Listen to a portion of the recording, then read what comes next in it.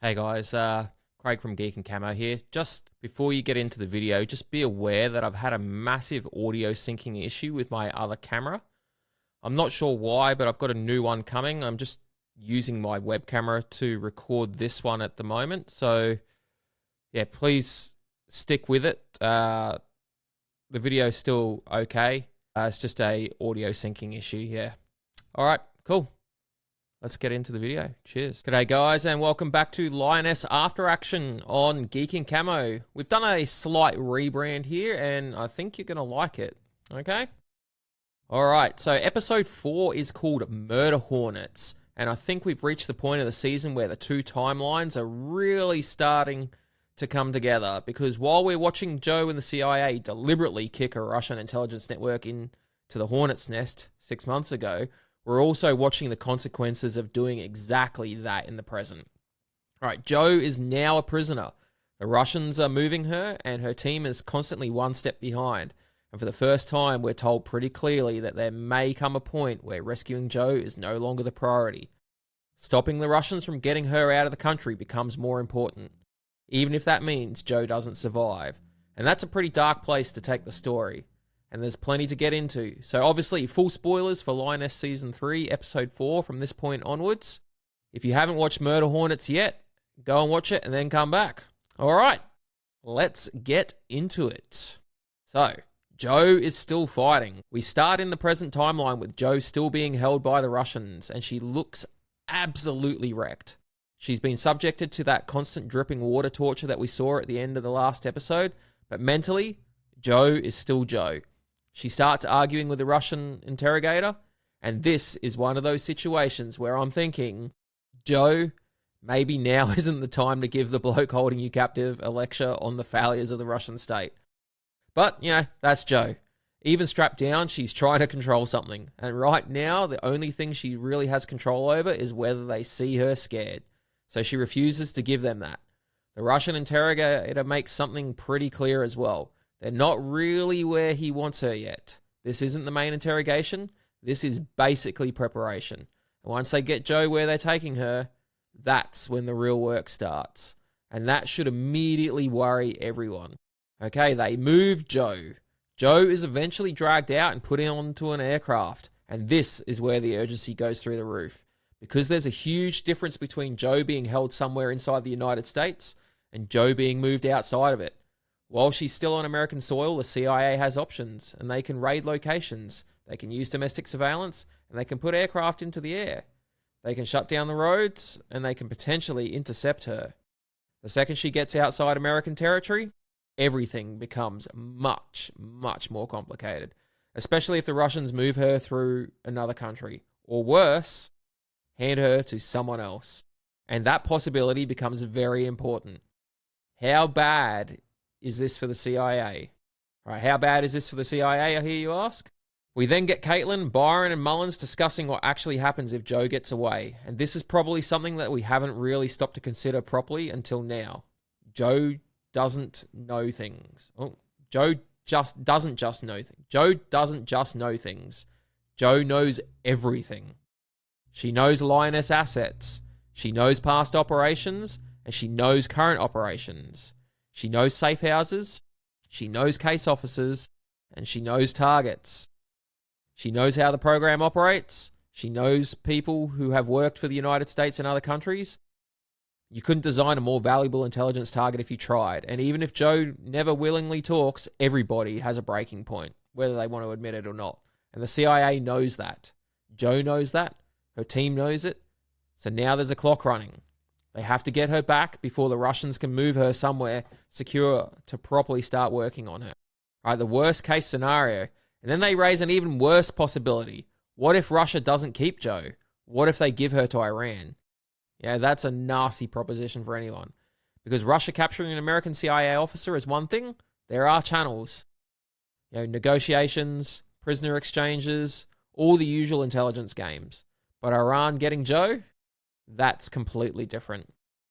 Joe has been involved in operations in that region. They could publicly put her on trial. They could parade her around on television. And they could accuse her of whatever they want. And suddenly, something that had been a secret intelligence war becomes a massive international political event. So now Jo isn't only a person they need to rescue, she's potentially a geopolitical weapon. And that explains some of the decisions we see later. The team finds the hangar. Meanwhile, the QRF manages to trace Jo to the airfield, and this is where we finally get some momentum. They've been chasing ghosts up until now. Every time they find where Jo was, she's already gone. This time they hit the hangar. But again, too late. Jo isn't there. The aircraft has already left. What they do find, though, is a piece of blood. What they do find, though, is some blood. Jo's blood. And I thought this was a clever little detail because Jo knows her team. She knows how they work. She knows they'll be looking for evidence that she was there. So even while she's a prisoner, she's still thinking operationally. If she can leave something behind, anything, she gives her team a trail. And that's exactly what she does. Kyle gets the information. This is probably my favorite part of the whole episode. Then we get Kyle. And this is where I probably differ from some people watching the episode because I actually understand and agree with what he does here. They've got Russian operatives who were directly involved in moving Jo. Jo is still missing. She's being transported somewhere, and every minute that passes makes it less likely that they're going to get her back. And Kyle doesn't have time for a long interrogation process. He asks for information. He doesn't get it, so he shoots one of them. It's pretty simple. He then turns to the next guy, and suddenly, they have the tail number of the aircraft carrying Jo. It's brutal. There's no pretending otherwise, but this isn't a normal enforcement situation. They're trying to recover a senior CIA officer who's been abducted on American soil by a hostile intelligence service. And the clock is running. More importantly, Caitlin has already made it clear that Kyle's rules of engagements are different from the other QRFs. And that matters. Bobby and the QRF are operating under one set of constraints. Kyle isn't. He's here to get the information they need to recover Jo. And that is exactly what he does. Bobby obviously doesn't like it, and I understand Bobby's reaction too. All right. Her team has its own rules, its own standards, its own way of operating. From Bobby's perspective, the prisoner was restrained and Kyle executed him. But Kyle isn't pretending he's operating under Bobby's rules. Caitlin specifically gave him different latitude, and I think that distinction is important. Kyle isn't suddenly losing control. He understands exactly what he's doing, and he makes a calculation. One Russian operative is worth less than the possibility of recovering Jo before she disappears out of the country. You might not like that calculation, but in the circumstances, I think it's the right one. Because the alternative is wasting time while Jo gets further away. And considering what Jo knows, that potentially puts a hell of a lot more people at risk than the man Kyle just shot. All right, they have the aircraft. The information, it gives them the aircraft. All right, it's a Challenger 300, but there's a problem. The transponder has been switched off. There's no normal flight plan they can follow, and the aircraft is staying low. So now they basically know what they're looking for, but they don't know where it is, and the possible destinations are all bad. Cuba, Mexico, Venezuela, potentially somewhere they can transfer Jo again. The Russians clearly understand exactly how the Americans will try to find them. All right, this isn't improvised. The people moving Jo planned this. Or they planned for this. All right, the order that changes everything. All right, and then Caitlin gives what might be the most important order in the episode. If American aircraft find Jo's plane while still inside the United States airspace, force it down. But if they find it after it reaches international airspace, engage it. And we all know what that means. Shoot it down. With Jo still on board. Is that brutal?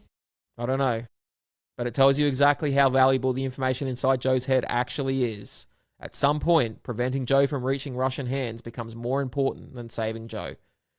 It's a horrible calculation, but in the world these characters operate in, it makes sense. And the worst part is, Jo would probably give the exact same order. 6 months earlier. Then we finally jump back the 6 months. And again, I really like the way they're using the two timelines now, because the present is showing us the consequences. The past is showing us the decisions that caused them, and we go back to Jo and Neil trying to live inside this new reality after the attack on their home. Neil is scared, and I think that's completely understandable. He's a surgeon. His daughters have already been caught up in what looks like a possible ambush on the road. His wife has given him a pistol, and they're living somewhere supposedly safer. And Neil asks a pretty reasonable question. If we're safe here, why do I need to learn how to shoot? And Joe doesn't really have a comforting answer for that. Yeah, because the answer is, you're not completely safe anywhere anymore. I actually really liked this conversation. Neil isn't angry because Joe has done something to him personally. He's scared, justifiably so. And there's a difference. He saves people for a living, and Joe harms people for a living when she believes it's necessary. They've always occupied opposite ends of that world, but Joe's world has now landed directly on Neil's doorstep, and Joe basically tells him that violence isn't something that humanity suddenly invented. Political assassinations, wars, killing people, I'll say that again, people killing each other for power, it's always been there. And I think Joe is partly explaining the world to Neil, but she's also explaining herself, because Joe genuinely believes someone has to stand between that violence and the people she loves. The tragedy is that doing that job is now bringing the violence directly to them. Then we get into the operation that episode 3 was setting up, Operation Treasure, and this is where the title Murder Hornets really starts making sense. The idea is not to arrest everybody they know is compromised. That doesn't solve the problem. They want to climb the network. Alexandra can identify people who have been recruited, but she doesn't necessarily know which SVR officer recruited each one. So the Americans need to get close to the assets, flip them, and make them identify their handlers. Then you follow the handler, and hopefully that gets you further up the chain. Basically, you disturb the nest and watch where all the Hornets go. Right, Joe gives everybody roles. Alexandra is Badger, the team is Hornet, and the special missions attachment is Spider. And now they start working through the network. Not with a massive raid, not with helicopters, not with people kicking doors in. With undercover work. Seduction, surveillance, and manipulation. Basically, the exact methods the Russians have supposedly been using against the Americans turned back against them. And this is where the Lioness program actually makes a lot of sense. Because the easiest way to get someone to lower their guard often isn't threatening them. It's making them think that they've met someone that they want to impress. All right, Cruz and Josie go undercover and target Cade McWeather. And honestly, the poor bloke never really has a chance. They walk in, get his attention, and then start talking to him. And suddenly, he thinks he's having a very good night. Meanwhile, he's actually standing in the middle of an intelligence operation. And that is much closer to what espionage often looks like than the big shootouts. The target doesn't know he's a target. There's no dramatic confrontation. You simply create an opportunity and let them compromise themselves. Cruz has come a very long way since season 1. She's comfortable doing this now. She understands the game, and you can really see Joe's influence on her.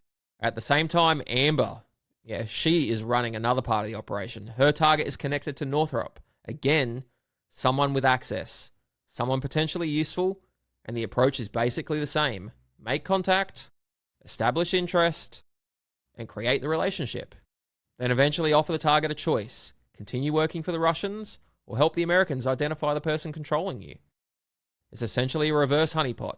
Russia built the vulnerability, and the CIA is exploiting the exact same vulnerability to turn the asset back. And I thought this part of the episode was great, because we're finally seeing how Joe intends to dismantle the network rather than just talking about it. Then we get Caitlin and Byron meeting Maxim again, the Russian guy. And this scene is great because everybody knows exactly what the conversation is about, but nobody wants to actually say it. Russia has lost something valuable. Yurimov. Maxim wants to know whether the Americans have him, but he can't just openly say, "Did you kidnap one of our senior intelligence officers?" Because acknowledging who Yurimov is creates its own problems for the Russians. So everything is spoken around the issue. Maxim basically tells them, "We lost something important and we think you might have it. If you do, we want it back." And Byron's response is basically, "Fine. Ask us," which Maxim can't do. And that's espionage, diplomacy in a nutshell. Everyone knows, nobody admits anything. Then after Maxim leaves, they discover he bugged the table, which was really, really good. Because even during a supposedly diplomatic conversation, nobody trusts anyone. Maxim isn't relying on what Caitlin and Byron tell him. He wants to hear what they say after he leaves the room. And that tells us the Russians are still trying to establish exactly what the Americans know about Yurimov. And it also tells me Yurimov is still important. Despite the fact that, apparently, he hasn't actually given the CIA anything useful yet. All right, and this is another massive piece of information. 6 months of having Yurimov, and they haven't really got anything out of him. What they have received appears to be rubbish. Disinformation, and that makes my theory from the earlier episodes even more interesting, because I've been saying this since they grabbed him. What if he wanted to be captured? If you deliberately put one of your people into American custody, carrying believably false information, you've just created a direct pipeline into your enemy's intelligence assessments. Maybe Yurimov isn't a prisoner. Maybe Yurimov is an operation. And if that turns out to be true, Joe walked straight into it. Then we return to Joe, still missing, still on that aircraft somewhere, and everything the CIA did 6 months ago suddenly has completely different meaning. Now, Operation Treasure was designed to expose the Russian network. They shook the nest, they started flipping assets, and they started hunting handlers. And 6 months later, the Russians come for the person running the operation, Joe. So the question now becomes, did Operation Treasure work too well? And did Joe start getting close to something she wasn't supposed to find? Because kidnapping somebody like Joe inside the United States is an enormous escalation. You don't do that casually. Yeah, something made Joe worth the risk. Then we get the final scene. And, this is rough. Caitlin goes to Neil, and she doesn't lie to him. She gives him 3 possible outcomes. Best case, they find Joe quickly. She comes home. Second option, they don't beat the clock. Joe becomes part of some long negotiation, months, maybe longer. Could be years. Prisoner exchanges, diplomatic deals, nobody knows.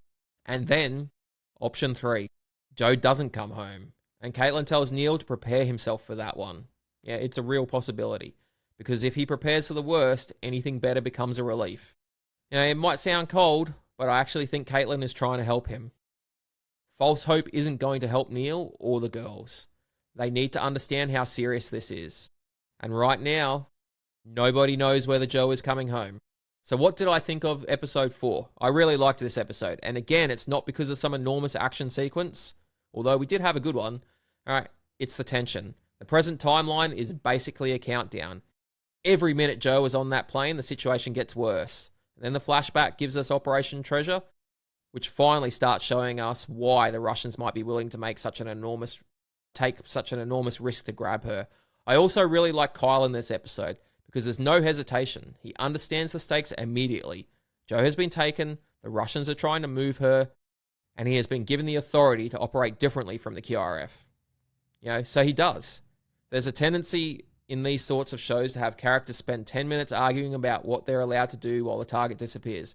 Kyle doesn't do that. He gets the information, and that information gives them the aircraft carrying Joe. Without it, they've got almost nothing. So from an operational point of view, Kyle's methods work. It's not pretty, it's not supposed to be, but neither is the situation they're dealing with. Okay, theory 1, Yurimov was always an operation. Right, and doubling down again, I think Yurimov being captured was deliberate. I could be wrong. 6 months in custody, and he has given them nothing except information they can't trust. That's suspicious as hell. Maybe the Americans never captured Yurimov. Maybe Russia inserted Yurimov. And Joe taking him was simply phase 1. Theory 2, Operation Treasure got too close. All right, my second theory is that Joe's kidnapping is directly connected to the success of Operation Treasure. She isn't taken simply because Russia wants revenge. I think Joe found something. Maybe she identified someone extremely high inside the network. Maybe someone inside the American government. Maybe someone inside the CIA. Whatever it is, 6 months later, someone decides Joe has to be removed from the board. And importantly, they still need her alive, which means there's something they need from her. What does she know? All right, theory 3. Russia may not be Joe's final destination. The discussion about Iran feels too specific to ignore. Maybe Russia never intends to keep Joe. If they hand her to Iran, they accomplish several things at once. All right, first, they hurt the CIA, and they embarrass the United States, and they create chaos in the Middle East. And Russia can still pretend it isn't directly responsible for whatever eventually happens to her. All right, that would be a very effective way of turning one captured CIA officer into an international crisis. Theory 4, Kyle is going to keep pushing. All right, I don't think Kyle is necessarily heading towards some big moment where he goes too far.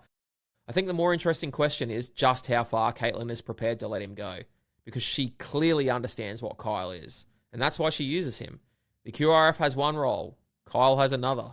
And if getting Joe back requires somebody willing to operate in that grey arena, Kyle is exactly the person you want. So I think we're going to see him become even more aggressive as the search continues. And personally, as long as he's targeting the people responsible for Joe's abduction and doing what's required to get her back, I don't have a problem with it. The real tension might come when Kyle's methods start conflicting with Bobby's responsibilities, because Bobby still has to protect her team and operate within her own rules. Kyle doesn't necessarily have those same limitations, and that could create some really interesting friction between them. Okay, theory 5. Joe would authorize her own death, and this is the uncomfortable one. If Joe knew what Caitlin had ordered, all right, if Joe had knew what Caitlin had ordered, force the aircraft down inside the United States airspace and destroy it outside US airspace, I think Joe would agree, because Joe understands what she knows, and she understands what would happen if that information got into the wrong hands. So there could eventually be a horrible moment where the team finds Joe, but saving her creates a larger risk, and somebody has to make the call, and that would be a very Lioness way of finishing this storyline. Okay, final thoughts. So episode 4 leaves us with 2 wars happening at once.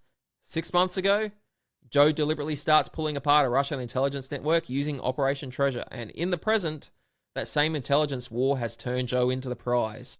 She's on an aircraft somewhere, the CIA doesn't know where, and the Russians are trying to get her out of the country. And the American fighters now have orders that could potentially result in Joe being killed rather than allowing her to disappear into enemy hands. That's a huge escalation, and the question I'm going into episode 5 with is, what did Joe uncover during those 6 months that made Russia willing to risk all of it to take her? Because I still don't think revenge explains it. Something else happened, and I think Operation Treasure is where we're going to find the answer. All right, let me know what you guys think. Was Yurimov deliberately planted? Did Operation Treasure get too close to someone important? And do you think the Russians actually intend to take Joe home? Or are they taking her somewhere else? And what did you think of Kyle's interrogation? Personally, I think he made the right call. Joe was disappearing, time was running out, and Caitlin had already established that Kyle was operating under different rules of engagement from the QRF. He needed the aircraft information, and he got it. But I'm interested to know what you guys think. Was Kyle justified? Or did you think he crossed the line, even with the authority he'd been given? All right, drop your thoughts and theories in the comments section. All right, if you enjoyed the episode, give the video or audio a like, subscribe to Geek and Camo, and I'll be back for the next Lioness after action after episode 5. Thanks for watching. Catch us later.